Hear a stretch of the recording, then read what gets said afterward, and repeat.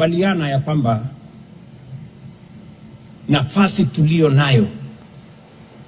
is not to continue exporting raw materials from our continent and importing finished goods from elsewhere. Na ndio sababu hiyo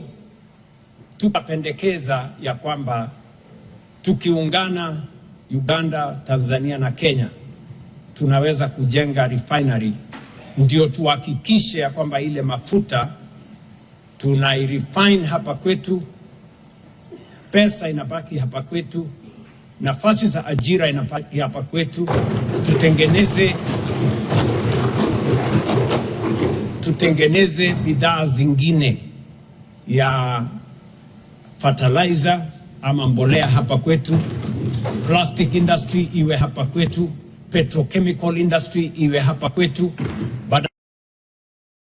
badala ya kuzitafuta kutoka nchi zingine,